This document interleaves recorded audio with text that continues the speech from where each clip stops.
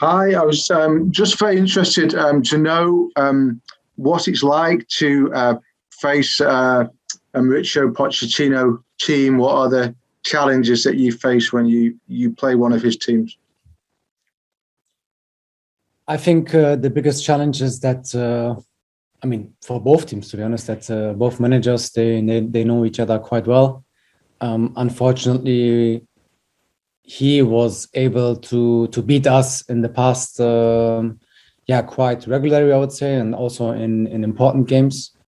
So obviously that's not really an advantage for us. But I think in the modern game, all the teams they started to know each other quite well. I mean, they have all possibilities to scout each other. So I don't think that there are much elements left to surprise. That's why I guess for us it's more the approach of the game, the way how we want to play, the way how we keep possession and control the game and create chances. And I have no doubts if we are able to do that in the best possible way, similar to how we did it also at the weekend, with the right portion of a little bit patience maybe as well. I have no doubts that we will play a really good game and that we're going to be able to get the 3 points. Thank you. Ben Ransom at Sky, please. Hi, Ilkay. We've heard some of your teammates talk about this before, but I just wondered for you personally how much of a driving force it is this season, having been beaten in the final last year. To be honest, it's every year something that me personally, but I also think that us as a group, are targeting, to proceed as far as possible in this competition. I mean, we have also some sort of responsibility, I guess, because of the qualities that all the individuals, of this team brings. They bring with them. So I just think that having that game of the final, last season still in our minds, will give us some more motivation, even though it's not needed. But I think that once you was in the final, once you was able to play it, that you always want to go back. I feel privileged that I was able to play twice in the final. Unfortunately, I lost both finals. So of course, there's still something left, in this competition for me to achieve, and I'll try my best to get again to that final, whether it's this year or another year. I don't know, to be honest, or maybe never. But I think it's always about that will to go as far as possible, to do as well as possible, and with the right combination of maybe having a little bit luck, but then also the right ideas, the right players, with the right qualities. I think it's able to do. We can be able to do it.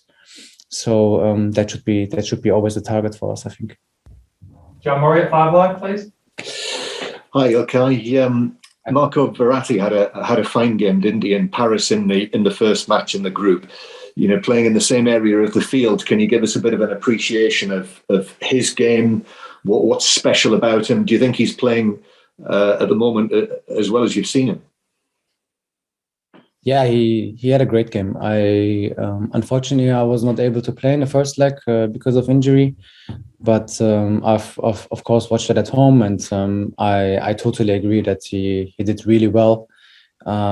He didn't lose any ball in the center of the game. It feels like he loves situation, where he's under pressure from, I don't know, 1, 2, 3 opponents, and he's still able to choose the right solution, for every single action.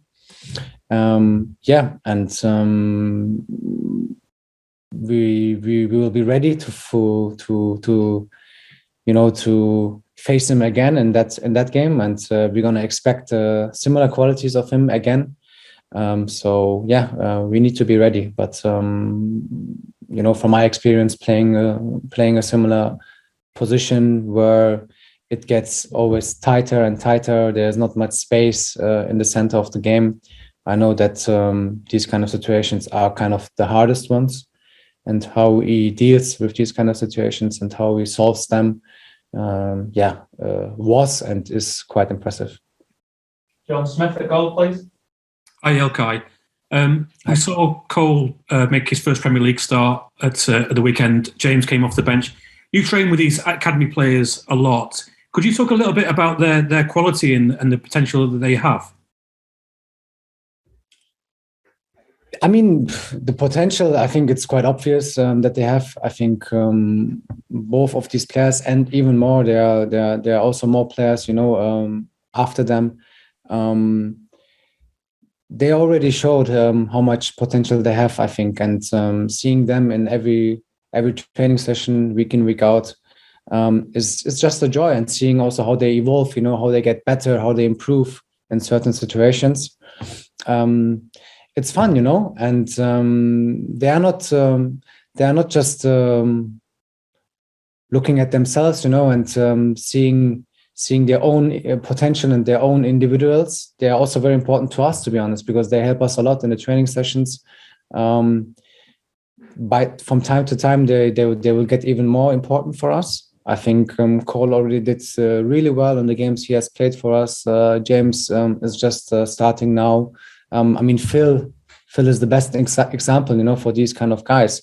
I think when they have the right portion of patience, and still the hunger and desire to get better and to adapt to the level, maybe also that we older ones kind of show a little bit. I think they all have a bright future, and they already help us in the training sessions, by supporting us how the opponents might play, in terms of tactical situations. And on top of that, they contribute, themselves. And I think they will just get better. There's more to come. There are more players to come. And obviously we are here to help them, because also this is something that I think our club wants. Our club wants players from the academies getting into the first team, and leaving a mark, as Phil did over the last few years. So I think we can be very happy, and we can feel privileged that we have so many really good players. Martin Blackburn at the Sun, please. Yeah, hi, Ilkay. There's been quite a lot said about the fact that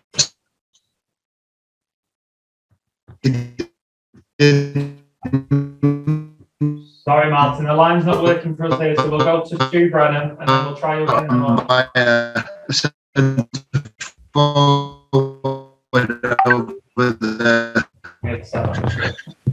Over the summer.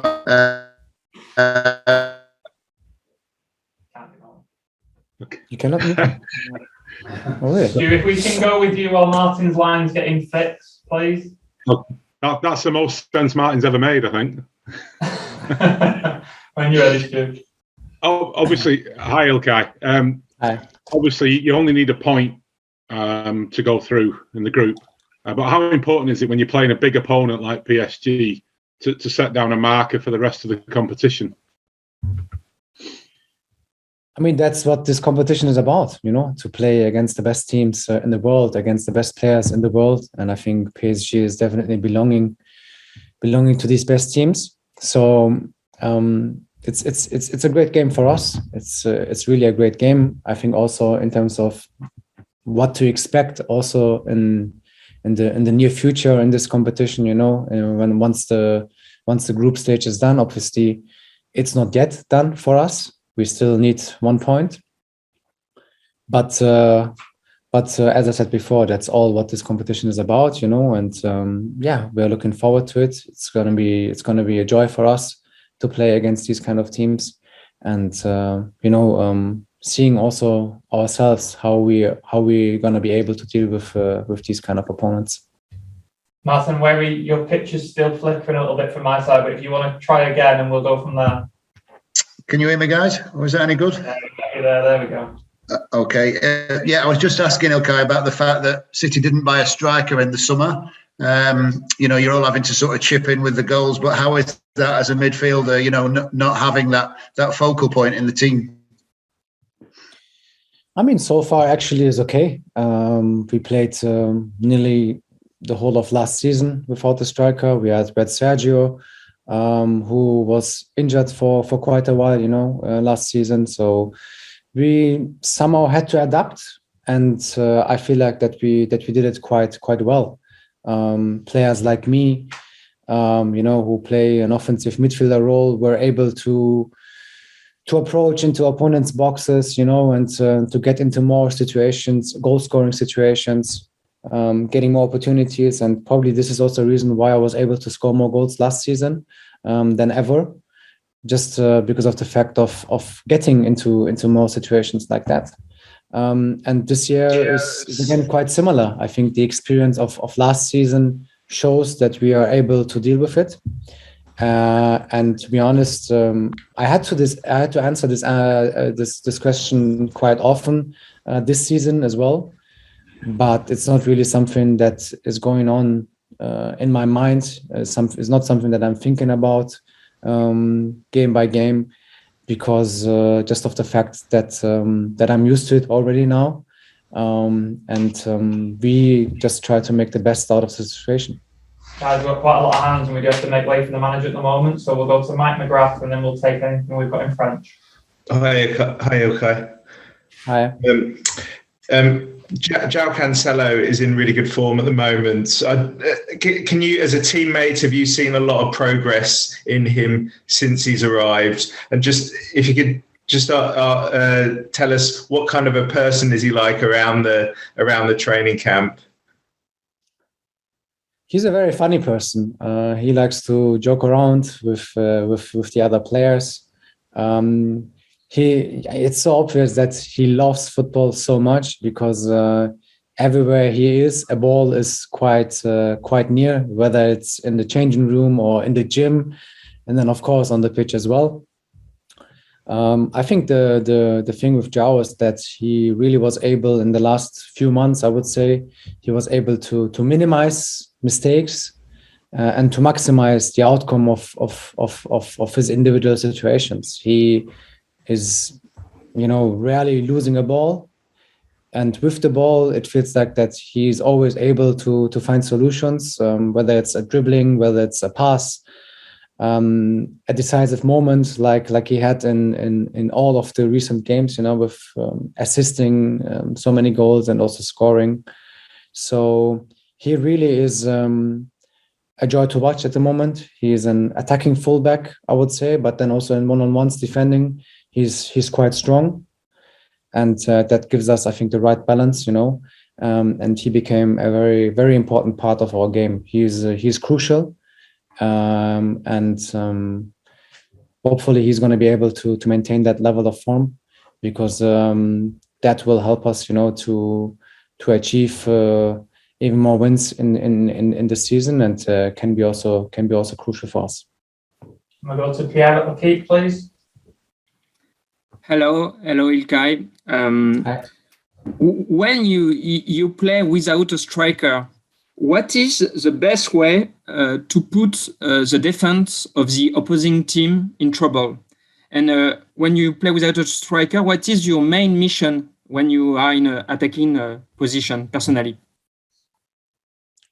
I think when you don't have a real strike on the pitch, you still need to be careful that once you are able, to break through lines, opponents' lines, when your wingers are able to put a cross in, or I don't know, the decisive pass is coming into opponent's box, you still need to have players in the box.